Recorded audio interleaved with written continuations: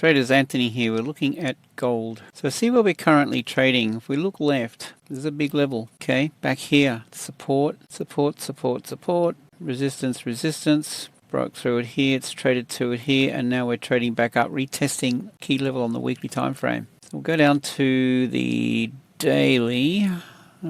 Okay, weekly bullish candle. So I think the bias is more or less bullish at the moment, although we're trading into resistance. Right, on the daily, see back here? Look at this level. Okay, trading into a weekly and a daily. Right, we've had a lot of interaction here. Support, support, resistance, and we are overextended. Strong rally. Grab a Fibonacci. Well, this is a daily time frame, but something like that kind of makes sense on this time frame. But we'll go down to the lower time frame and get a bit closer to this, and I'll give you my take on a trade idea. All right, so we're trading back up into this resistance level. You can see, I mean, it's ranging here, so it's definitely, reacting. We'll just mark this up so that we have this marked up on the lower time frame. So we'll just call it a daily, which it is, and now we'll go down to the 4H. Have a bit of a look at it. Righto, here's the thing.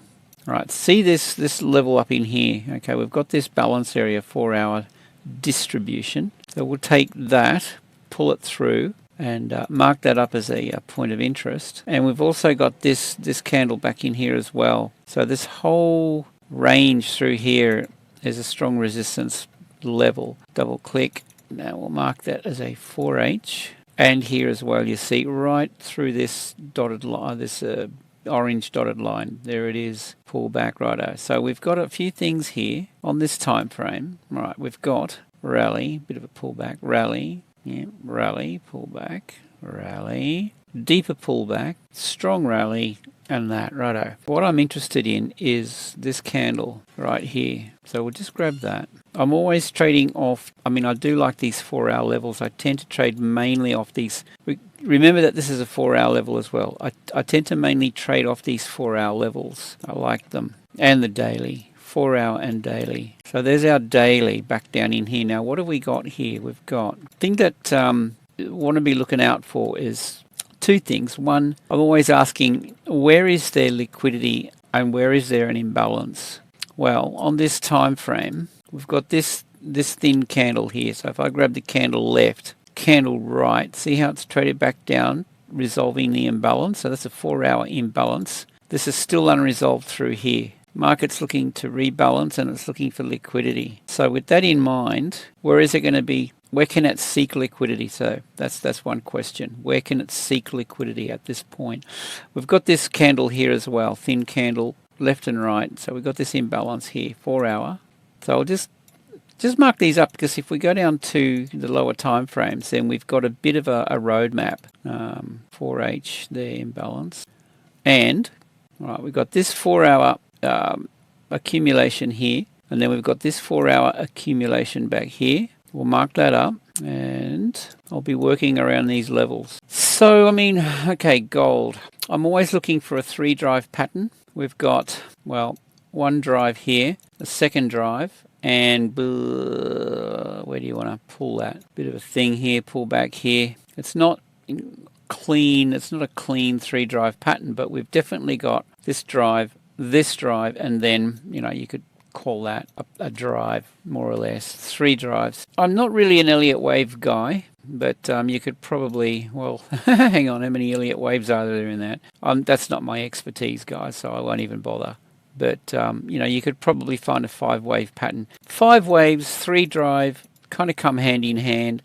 And a little bit of weakness coming in here. We've got this gap. So, I think if I was going to get involved with this, see back in here, we've got this level through here. Coincides with this. Right, so that's a big level. What else have we got? Yeah. I'd be looking for a buy opportunity, possibly back down in here, given that this is a nice, strong, bullish 4-hour trend. I would like to see it move back down through this, down into these levels here, and then possibly a buy. But, you don't want to, I mean, look, you could set up pending buy orders down in through here.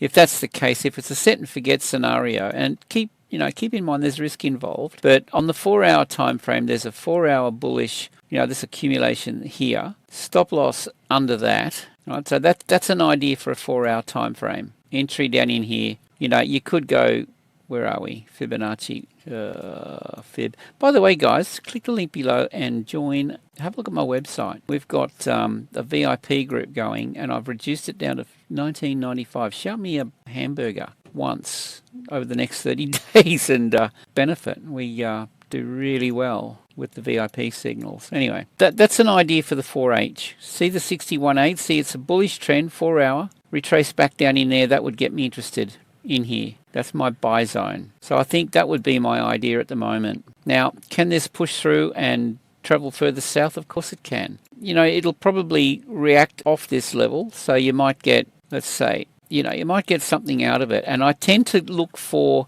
2/3 of my position off. Let's just say we get that. I would take 2/3 of my position off at 1-to-1. You know, you never know. I mean, that could happen, right?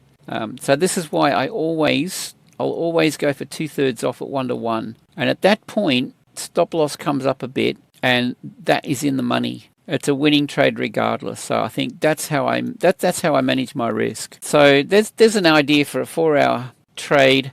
And of course, here's the thing, like, I mean, if you entered back down in here, however, you know, you've bought and you've taken off your 2/3, you've got 1/3 of your position in, and look what happened. Okay? So all of these trends, you know, you'll get a decent run out of them if you get in early. So anyway, that's it, guys. My take on gold at the moment. I don't really want to counter trend trade it, but I'd be looking for a buy down around in there.